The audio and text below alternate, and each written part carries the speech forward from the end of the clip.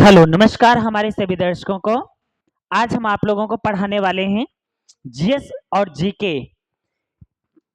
यहाँ पर देख रहे हैं महात्मा गौतम बुद्ध, अर्थात आज हम भगवान गौतम बुद्ध के विचारों से लिए गए कुछ तत्व हैं, आज उनके बारे में हम पढ़ाने जा रहे हैं आप लोगों को। क्योंकि हमारे भारत देश का जो राष्ट्रीय तिरंगे का जो चक्र है उसमें 24 तीलियां हैं और हर एक 24 तीलियों में हर एक तीली का कोई ना कोई मतलब होता है। और इस मतलब में देखा गया है कि जो भगवान गौतम बुद्ध हैं इनके विचारों से संबंधित हैं। तो आइए चलते हैं, सबसे पहले हम भगवान गौतम बुद्ध से ही प्रारंभ करते हैं। और ये क्लास जो है आपकी ये सभी प्रतियोगी परीक्षाओं के लिए बहुत ही ज़्यादा महत्वपूर्ण है। कोई भी कॉम्पिटिटिव एग्जाम्स हो, हर एक एग्जाम्स के लिए बहुत ही ज़्यादा हेल्पफुल है। तो आइए चलते हैं, स्टार्ट करते हैं। सबसे पहले भगवान श्री गौतम बुद्ध जी को प्रणाम करते हैं और इनके विचारों से अभिप्रेरित होते हैं। इसके पश्चात अपनी क्लास को प्रारंभ करते हैं। चलिए देखते हैं, भगवान गौतम बुद्ध ने एक बात कही है, सही कर्म वह नहीं जिसके परिणाम हमेशा सही हो। अर्थात सही कर्म वह नहीं जिसके परिणाम हमेशा सही हो, सही कर्म वह है जिसका उद्देश्य कभी गलत ना हो। लोग हर व्यक्ति जो भी कार्य करता है, इसका अर्थ यह नहीं कि हर व्यक्ति जो कार्य कर रहा है वह सही दिशा पर ही जा रहा है। दिशा आप रास्ते आप कोई भी चुनिए, इनके कहने का तात्पर्य है रास्ते आप कोई भी चुनिए, लेकिन जो आपका उद्देश्य है वो गलत नहीं होना चाहिए। बस इन्हीं के विचारों से प्रेरित होकर आगे देखते हैं। यहाँ पर एक और भी बात कही है, आपका स्वयं पर कितना नियंत्रण है और आप अपने मन में उठने वाले विचारों को कितना संभाल पाते हो, इसी पर आपका भविष्य निर्भर करता है। अर्थात हर प्रत्येक मनुष्य के मन में नए नए विचारों का बोध होता है, प्रत्येक दिन नए नए परिवर्तन होते रहते हैं मन में, लेकिन अपने मन पर आप कितना नियंत्रण रख पाते हैं, सिर्फ इसी पर भगवान गौतम बुद्ध ने अपनी बात कही है। तो आइए चलते हैं, यहाँ पर देखते हैं ये जो क्लास आपकी जीएस या जीके की चल रही है, तो यहाँ पर भगवान गौतम बुद्ध के विचारों से लिया गया एक जो अशोक का सारनाथ, अशोक ने एक सारनाथ में बनवाया जो सिंह स्तंभ बनवाया था, वहीं से लिया गया ये चक्र है जो कि आपको देखने को मिलता है। सिंह स्तंभ में जो 24 तीलियां हैं, हमारे भारतीय राष्ट्रीय तिरंगे में भी ये चक्र लिया गया है। और हर एक चक्र, ये जो चक्र है इसमें 24 तीलियों में हर एक शब्द का कोई ना कोई मतलब है। अब कौन से शब्द का क्या मतलब है, आइए चलते हैं जानते हैं। इससे पहले आप चैनल को सब्सक्राइब करें स्टडीवर्स 77 को, और लाइक करें, कमेंट करें और ज़्यादा से ज़्यादा इस वीडियो को शेयर करें। देखते हैं हर एक भारतीय में समाज यहाँ पर चरित्रों को दर्शाता है ये अशोक चक्र। यहाँ पर देख रहे हैं ये जो अशोक चक्र है, ये अशोक चक्र जो लिया गया है, तो ये अशोक का जो सिंह स्तंभ है सारनाथ में बनवाया था अशोक ने, और उसने जब अपना बौद्ध धर्म अपनाया था तो अशोक ने ही सिंह स्तंभ बनवाया था। उसी सिंह स्तंभ के नीचे से ये चक्र लिया गया है और इसमें 24 तीलियों में कुछ शब्द दर्शाए गए हैं। तो प्रारंभ में हम देखते हैं, सबसे पहले शुरुआत में ऊपर से चलते हैं, यहाँ पर लिखा गया आशा। यहाँ पर देखते हैं होप, मतलब कोई भी अगर हम कोई भी कार्य करने का प्रयत्न करते हैं तो यहाँ पर सबसे पहले आशा में निराशा बिल्कुल भी नहीं होनी चाहिए। यदि निराशा होती है तो आशा शब्द का कोई महत्व नहीं रहता। इस कारण से कोई भी कार्य करते हैं तो सबसे पहले हमें उस कार्य में हमें आशा होनी चाहिए कि आने वाले भविष्य में हमारे सब कुछ अच्छा होगा। आगे चलते हैं, दूसरा शब्द है आपका स्नेह। हमारे जितने भी यहाँ पर भारतीय हैं, सभी भारतीयों के बीच में एक दूसरे के मध्य हमें स्नेह की भावना रखनी चाहिए। प्रत्येक जितने भी व्यक्ति हैं, हर व्यक्ति के समक्ष हमें भ्रातृत्व की भावना रखनी चाहिए और स्नेह की भावना रखनी चाहिए, प्रेम की भावना रखनी चाहिए। तभी हमारा भारत देश अखंड भारत बन पाएगा, एकजुट हो पाएगा।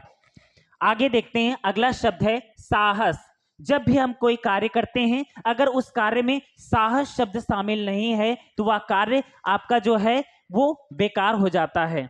क्योंकि हम साहस के साथ किए गए कार्य, जब हम साहस के साथ कार्य करते हैं तभी वह कार्य सफल होता है, और नहीं तो अगर आलस्य, अगर साहस की जगह में अगर हम आलस्य शब्द जैसा जोड़ देते हैं तो वहां पर हमारा जहां कार्य पूर्ण हो रहा होगा वहां पूर्ण होने से पहले ही रुक जाता है। तो हर एक कार्य में साहस का होना, प्रत्येक मनुष्य में साहस का होना बहुत ही आवश्यक है।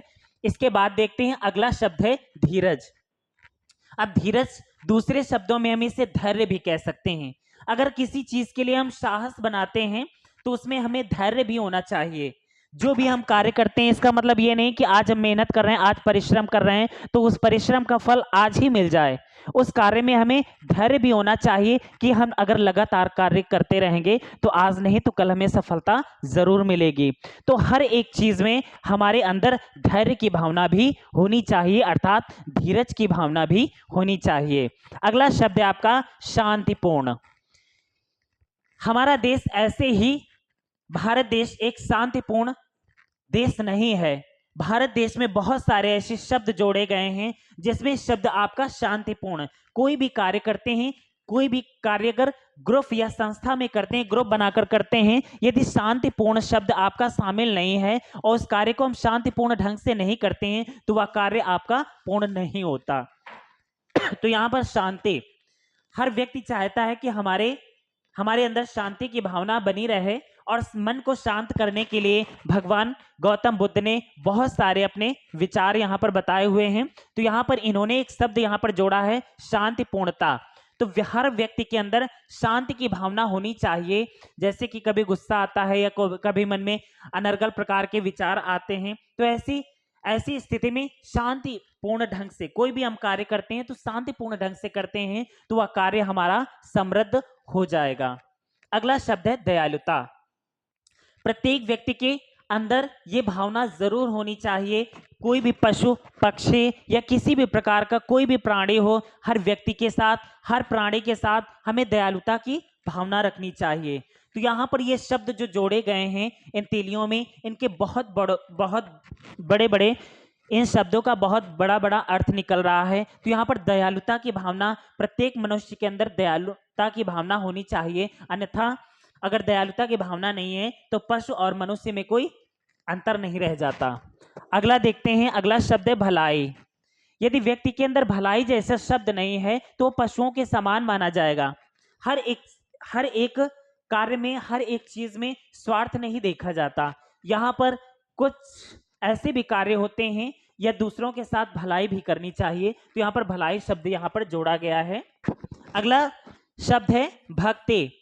अगर देखा जाए भारत देश को तो हमारा भारत देश जो है धर्मनिरपेक्ष अर्थात पंथ निरपेक्ष देश है, और यहाँ पर जो भक्ति है, यहाँ पर सभी धर्मों को समान मान्यता दी गई है। और भारत देश में हिंदू, मुस्लिम, सिख, ईसाई, पारसी, बौद्ध एंड जैन, ये सभी धर्म के लोग समान रूप से रहते हैं। तो हर व्यक्ति को अपनी भक्ति भावना में, अपने अंदर जो भक्ति भावना है तो वो अपने अंदर ये कर सकते हैं। किसी भी प्रकार का कोई भेदभाव नहीं करता भारतीय संविधान। और यहाँ पर जो भक्ति है तो ईश्वर की प्रति पूर्ण आस्था प्रत्येक मनुष्य के अंदर कहा गया है कि प्रत्येक मनुष्य के अंदर यहाँ पर भक्ति की भावना जरूर होनी चाहिए। ईश्वर के प्रति स्नेह, प्रेम या आस्था की भावना जरूर होनी चाहिए। अगला शब्द है सत्यता। यदि व्यक्ति के अंदर सत्यता जैसे शब्द नहीं शामिल है तो व्यक्ति वो इंसान नहीं बल्कि पशुओं के समान माना जाएगा। तो यहाँ पर सत्यता, प्रत्येक कार्य में सत्यता होनी चाहिए। ये शब्द यहाँ पर जोड़ा गया है, सत्यता। अगला शब्द है यहाँ पर आत्मसंयम। हर व्यक्ति को अपने अंदर, जैसे यहाँ पर अभी बताया था हमने धीरज अर्थात धैर्य, वैसे ही आत्मसंयम। कोई भी हम कार्य करते हैं तो अपने मन को शांत करने के लिए सबसे पहले अपनी आत्मा को शांत करना होता है कि हमें संयम, आत्मा में जो आत्मा है हमारी, उस पर संयम बनाकर रखें। किसी भी प्रकार से हम कोई ऐसी मन में ऐसा विचार न लाएं कि हमारी जो आत्मा है अनर्गल कार्य करने पर मजबूर हो जाए। तो आत्मसंयम व्यक्ति के अंदर होना बहुत जरूरी है। अगला है निस्वार्थता। निस्वार्थता अर्थात निस्वार्थता, जहां पर स्वार्थ नहीं होता उसी को कहते हैं निस्वार्थता अर्थात निस्वार्थ। हम जो भी कार्य करें या जिस व्यक्ति के साथ कार्य करें वहां पर निस्वार्थ भावना से ही कार्य करें। अपने देश की सेवा हो या कोई अन्य दूसरा कार्य हो, तो यहाँ पर निस्वार्थ भावना, हमारे अंदर जो भावना होनी चाहिए वो निस्वार्थ भावना होनी चाहिए, स्वार्थ की भावना बिल्कुल भी नहीं होनी चाहिए। तो ये शब्द हमारे इस अशोक चक्र में शामिल किए गए हैं। अगला है आत्म परित्याग। देखिए यहाँ पर आत्मा परित्याग यहाँ पर कहा गया है, जो हमारी आत्मा है, तो हमारी जो आत्मा है वो शरीर को त्यागती है, किंतु आत्मा कभी कभी नहीं मरती। और यहाँ पर आत्म परित्याग, आत्मा के द्वारा, अर्थात अगर स्वार्थ होंगे तो वहां पर आत्मा में जो लालच आएगा, तो लालच का अगर हम परित्याग नहीं करेंगे, उसका त्याग नहीं करेंगे, तब तक वो हमारे मन में भ्रांतियां बनाए ही रखेगा।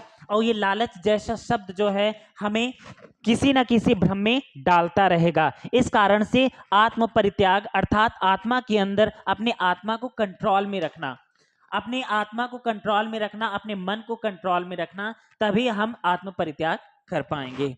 इसके बाद अगला शब्द है आपका सत्यवादिता। सत्यवादिता अर्थात सत्यवादिता, जो शब्द यहाँ पर जोड़ा गया है, आप राजा हरिश्चंद्र को तो जानते ही होंगे। ये राजा हरिश्चंद्र जो थे वो सत्यवादिता के काफी ज्यादा, सत्यवादिता उनके अंदर कूट कूट कर भरी हुई थी। तो यहाँ पर ये शब्द जोड़ा गया है कि सत्य, हमेशा सत्य बोलने अर्थात सच बोलने की भावना होनी चाहिए, तभी हमारे सारे कार्य भी सफल होंगे और अपने देश के प्रति भी हम पूर्ण भक्ति भाव भी। यहां पर अगला शब्द देख रहे हैं धार्मिकता। अब धार्मिकता का अर्थ, धर्म का अर्थ सिर्फ ईश्वर से नहीं बल्कि अपने देश से भी है, कि हमारे अंदर धार्मिकता अर्थात देश प्रेम की भावना, लोगों के प्रति भलाई की भावना, सत्यता की भावना, दयालुता की भावना, ये सारी भावनाएं हमारे अंदर होनी चाहिए। इसी में छिपा हुआ है आपका धार्मिकता अर्थात, और इसी में ये जो धर्म है, तो धर्म का अर्थ ईश्वर से नहीं बल्कि हमारे देश की भक्ति भावना से है। अगला है न्याय। न्याय अर्थात हम अपने भारत देश में देखें तो हमारे देश में जो भारतीय संविधान है, यहाँ पर न्याय के आधार पर जो supreme court, high court, district court बनाया गया है, तो यहाँ पर न्याय मिलता ही है। किंतु हम जो भी कार्य करें तो न्यायपूर्ण ढंग से करें, ना तो हमारे अंदर भ्रष्टाचार की भावना होनी चाहिए और ना ही दूसरे के अंदर होनी चाहिए, और न्यायपूर्ण ढंग से हम कार्य करें और किसी के साथ ऐसा गलत अनर्गल व्यवहार ना करें जिससे व्यक्ति को अन्याय जैसा फील हो। अगला शब्द है आपका करुणा। करुणा का अर्थ होता है दयालुता। यहाँ पर देख पा रहे हैं एक शब्द आपका दयालुता शामिल किया गया है और एक शब्द आपका करुणा शामिल किया गया है। करुणा ही आपका दयालुता ही शब्द है। यहाँ पर भी दया की भावना, करुणा की भावना होनी चाहिए, तभी उसे देश प्रेम की भावना मानी जाएगी। अगला है कृपालुता। कृपालुता अर्थात कृपा करने की भावना। हम ईश्वर से जब भी प्रार्थना करते हैं तो कहते हैं हे ईश्वर हम पर कृपा कीजिए, अर्थात जो हम ईश्वर से भावना रखते हैं और वही भावना हम दूसरों के साथ कहते हैं कि दूसरों के साथ वैसी ही उदारता बरतिए जैसी ईश्वर ने आपके साथ बरती है।